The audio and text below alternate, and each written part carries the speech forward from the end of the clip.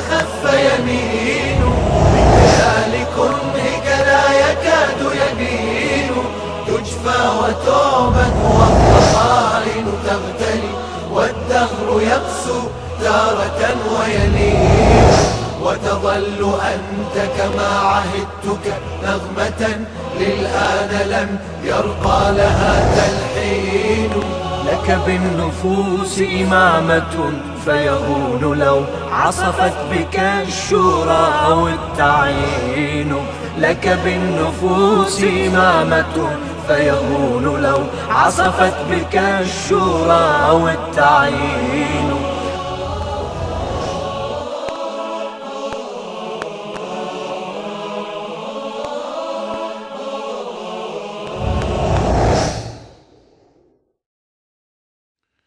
بسم الله الرحمن الرحيم.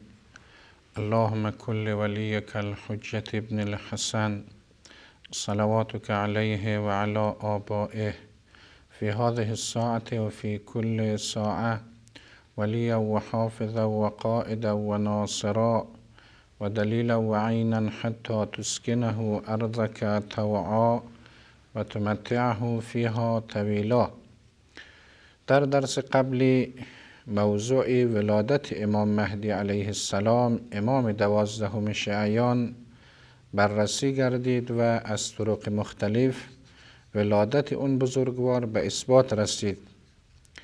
عرض شد که راهها و قرائن گوناگونی برای اثبات ولادت امام 12 وجود دارد.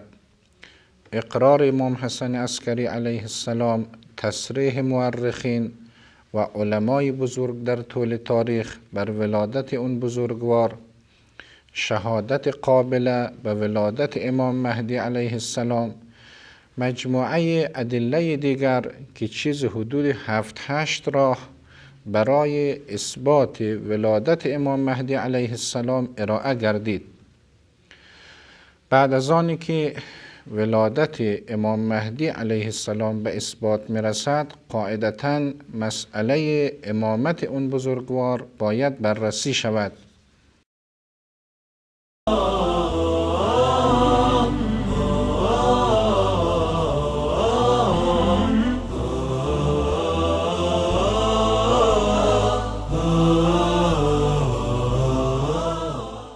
لذا در این درس امامت امام 12 علیه السلام به صورت مختصر محضر شما طرح می گردد.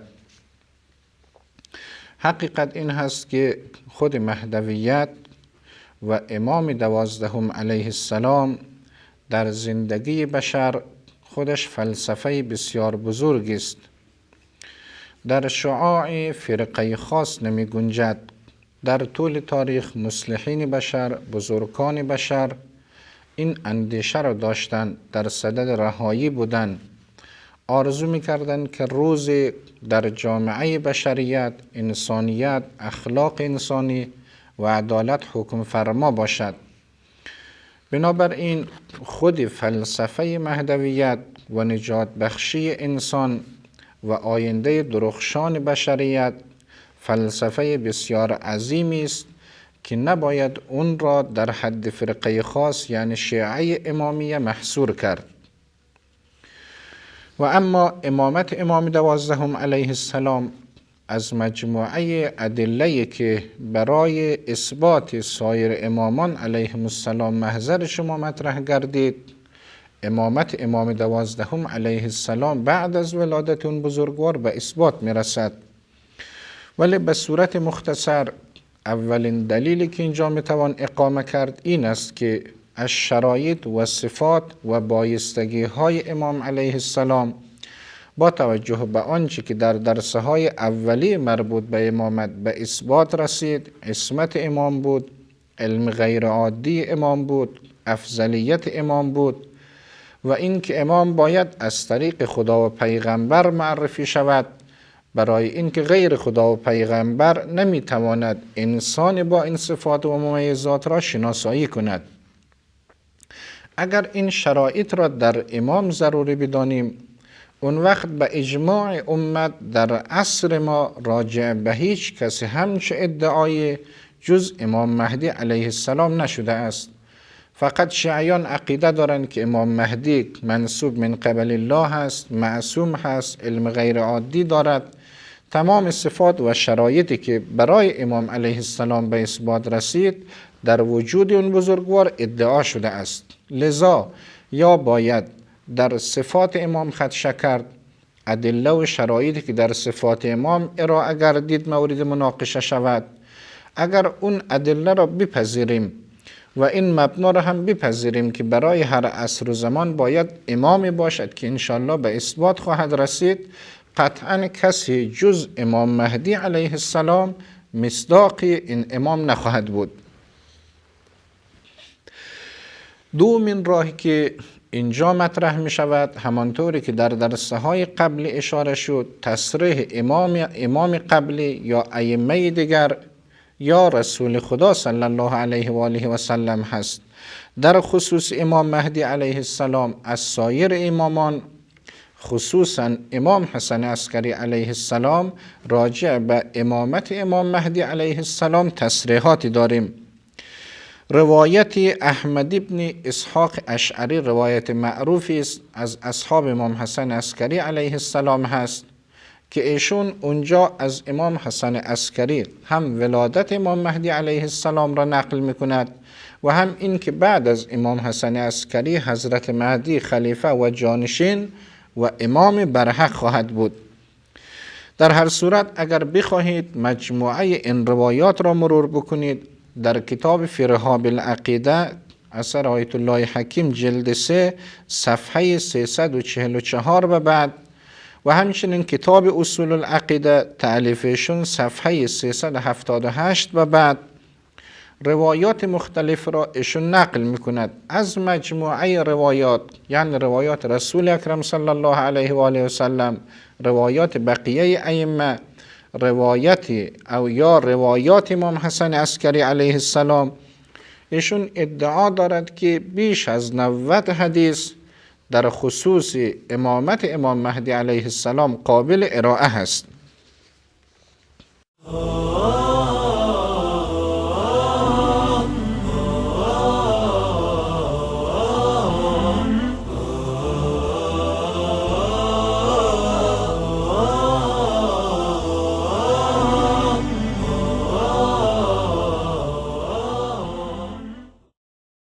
نکته مهم اینجا تصریحاتی است که از رسول اکرم صلی الله علیه و آله و سلم نقل شده است، از جمله همون روایات معروف به 12 خلیفه. این روایات هم با کمی تفاوت در تعبیر نقل شده اند.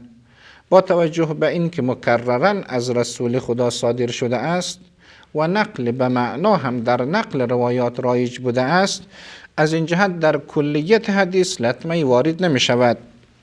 در بعض تعبیرها داریم لا یزال الدین منیعا الی 12 خلیفه، لا یزال الاسلام عزیزا الی 12 خلیفه. اسلام همیشه عزیز خواهد بود تا زمان وجود 12 خلیفه یا 12 امام. این روایات همانطور که عرض شد در معتبرترین کتاب‌های حدیثی برادران اهل سنت آمده است، در صحیح بخاری، در صحیح مسلم، در مسند طیالسی صفحه 105، صفحه 180 مکررن این روایات را نقل کرده اند و مصداق این روایات اگر نگاه منصفانه و بی‌طرفانه داشته باشیم، کسی جز امامان اهل بیت علیهم السلام نخواهند بود. در هر صورت این که اسلام به واسطه این خلفا عزیز شود، این که تعدادشون 12 تا باشد، نه خلفای بنی امیه اینجوری هستند، نه خلفای بنی عباس این صفت و این تعداد را داشتند و نه اسلام به واسطه اینها دارای عزت بود.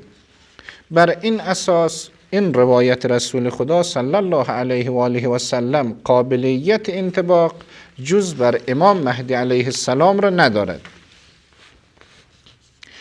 روایتی دیگر اینجا که به عنوان 4مین دلیل قابل طرح هست، حدیث ثقلین هست. حدیث معروف ثقلین که از روایات مسلم رسول خدا صلی الله علیه و آله و سلم هست، در منابع مختلف حدیثی آمده است و مکرر از زبان رسول خدا صادر شده است. طبق یک از نقله ها که زید بن ثابت از رسول خدا نقل میکند، اون حضرت فرمود انی تارک فیکم خلیفتین، من در میان شما امت 2 خلیفه رو بعد از خود میگذارم. یکی کتاب خدا هست، قرآن کریم هست که از آسمان تا زمین هست، ادامه دارد، و دیگری هم اهل بیت من هست، فانهما لن یفترقا حتی یرد علی الحوض. این دوتا خلیفه از هم تفکیک ناپذیرند، همیشه در کنار من هستند تا روز قیامت.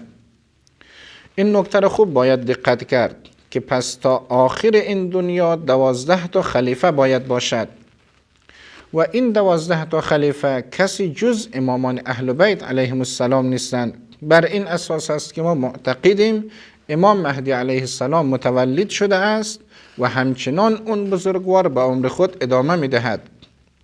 در حالی که خلفای بنی امیه منقرض شدند، خلفای بنی عباس منقرض شدند، بقیه سلاطین جهان اسلام و سلسله های خلفا همگی منقرض شده اند، در کنار قرآن نبودن، علم نداشتن، معصوم نبودن.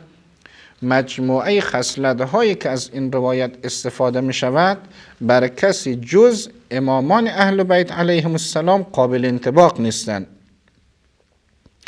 پنجمین روایتی که اینجا باز مطرح می شود همون حدیث معروف ابوذر هست که از رسول خدا صلی الله علیه و آله و سلم نقل می کند علی و ذریته یختمون الاوصیاء الی یوم القیامه. علی و ذریه علی علیه السلام اوصیا را تا روز قیامت ختم میکنند، یعنی تا آخر این عالم که پیغمبر ما پیغمبر خاتم هست، اوصیا از نسل و ذریه امام علی خواهد بود.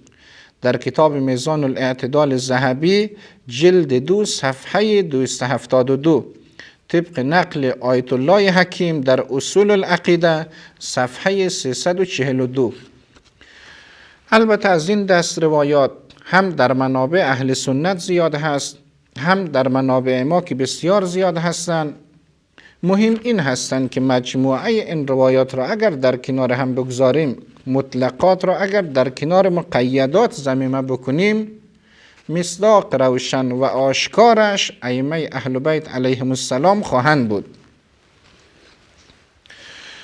ششمین دلیل که این روایات را در این سلسله درست تا هنوز به صورت مستوفی مطرح نکرده بودم، مجموعه روایاتی است که به صراحت دلالت دارند که در هر عصر و زمانی باید امام باشد و اینکه امت اون امام را باید بشناسد، تابع اون امام باشد. این روایات هم در منابع ما نقل شده است و هم در منابع معتبر برادران اهل سنت. با این تعبیرات از رسول خدا نقل شده است: من مات بغیر امامین مات میتة جاهلیه. کسی که بدون امام بمیرد در مرگ جاهلی مرده است. من مات ولیس علیه امامون مات میتة جاهلیه. کسی که بمیرد ولی امام بالای خود بر سر خود نداشته باشد، بازم مرگش مرگ جاهلی خواهد بود. من مات ولیس فی عنقه بیعتون مات میتة جاهلیه. کسی که بمیرد ولی بیعت هیچ امام برگردنی او نباشد، بازم مرگش مرگ جاهلی خواهد بود.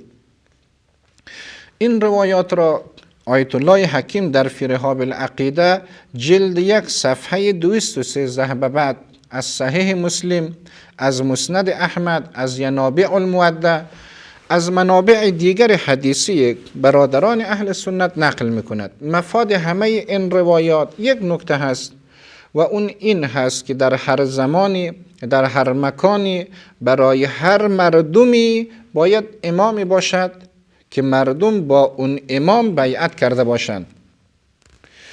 به علاوه روایات برادران اهل سنت، اگر کتاب الحجه کافی را ما و شما باز بکنیم، در کتاب الحجه کافی جلد 1 صفحه 178 به بعد ابواب مختلفی داریم. باب اصرار به حجت داریم، باب لا تخلو الارض من حجت داریم. دقیقاً مفاد این روایات در روایات ائمه اهل بیت علیهم السلام به صراحت و با نقله های متعدد محل تأکید هست. نتیجه بحث این می شود که یکی از معارف اسلام، یکی از نکات اساسی اسلام که رسول خدا بر اون صحه گذاشته است، وجود هر امام در هر عصر و زمان هست. اگر امام برای هر عصر و زمان و در هر عصر و مکان لازم هست و مردم باید او را بشناسد، در زمان ما و شما این روایات مصداقش چه کسی خواهد بود؟ خصوصاً که از سال 1342 قمری به بعد، یعنی از وقتی که امپراتور عثمانی از بین رفت، در جهان اهل تسنن هم کسی به عنوان خلیفه نداریم. بنابراین این روایات مصداق آشکار نه در جهان تشیع دارد و نه در جهان اهل سنت. از سوی دیگر با توجه به قطعی بودن این روایات، مصداقش کسی جز امام 12 شیعیان علیه السلام نخواهد بود که بیعت اون بزرگوار، معرفت اون بزرگوار بر همه امت اسلامی لازم و واجب خواهد بود.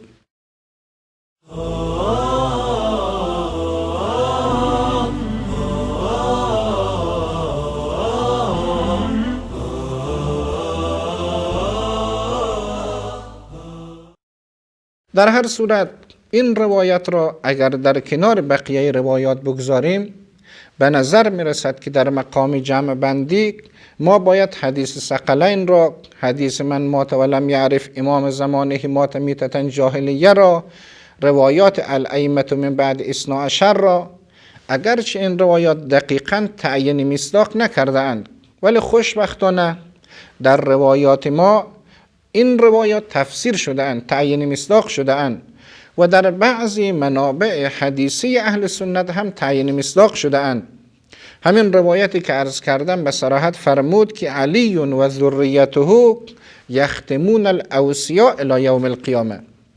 بنابراین حدیث ثقلین و امثال این کلیات را باید با ادله نسب امام علی علیه السلام مثل حدیث غدیر، مثل حدیث یوم الدار و مثل حدیث انت منی به منزلت هارون من موسی الا انه لا نبی بعدی و مثل بقیه روایاتی که امامت سایر امامان اهل بیت علیهم السلام را به اثبات میرساندن، این کلیات را در پرتو اون جزئیات تفسیر کرد، برای این که همه این روایات از یک منبع و از یک سرچشمه در دست ما و شما قرار گرفته است و بر اساس این روایات چاره جز تسلیم شدن در برابر مکتب اهل بیت علیهم السلام نداریم. نکته مهم دیگر، در هر بحث علمی هدف باید تحری حقیقت، رسیدن به حقیقت و خروج از مسئولیت در پیشگاه خدای سبحان باشد. تک تک ما و شما تکلیف داریم که تسلیم حقیقت باشیم، در راه رسیدن به حقیقت کوششی بی‌طرفانه داشته باشیم. اگر انسان بعد از تلاش و کوشش بازم در جای اشتباه کرد، معذور خواهد بود. عدالت خدای سبحان اجازه نمی دهد که انسان معذور را در عالم آخرت مؤاخذه کند. مشکل این هست که احیانا در جهتگیری‌های علمی و در مباحث علمی انصاف علمی و تحقیق عالمانه را ما و شما کنار بگذاریم. این یک نکته هست.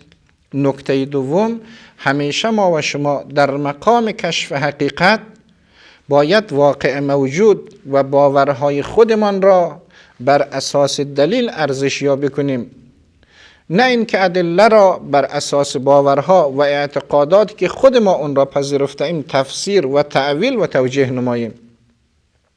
اگر این دو تا نکته مسلم باشد، شما عزیزان هستید فرق گوناگون مختلف اسلامی و نحوه مواجهه اونها با این روایات.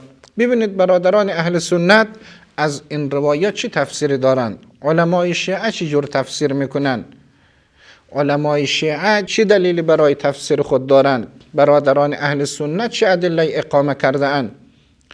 اگر مجموعه دلیل دو طرف را با نگاه علم جرح و تعدیل نماییم، انصافاً این هست که انسان به اطمینان میرسد و برایش ثابت می شود که کسی جز امام 12 علیه السلام مصداق حدیث ثقلین نیست، مصداق حدیث سفینه نوح نیست، مصداق حدیث اثنا عشر نیست، مصداق اون روایات نیست که اگر کسی امام زمان خود را نشناسد در مرگ جاهلی میمیرد.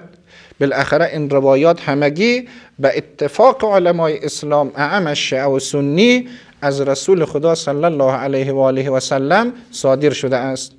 در هر صورت این شما هستید و این تحقیقات بیشتر، امیدوارم که این سلسله دروس زمینه تحقیقات بیشتر و عالمانه تر را برای شما عزیزان فراهم نماید.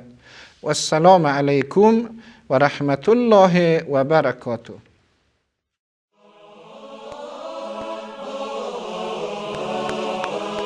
لا يسار واستخف يمين بكيال كرهك لا يكاد يبين تجفى وتعبد والضغائن تغتلي والدهر يقسو تارة ويمين.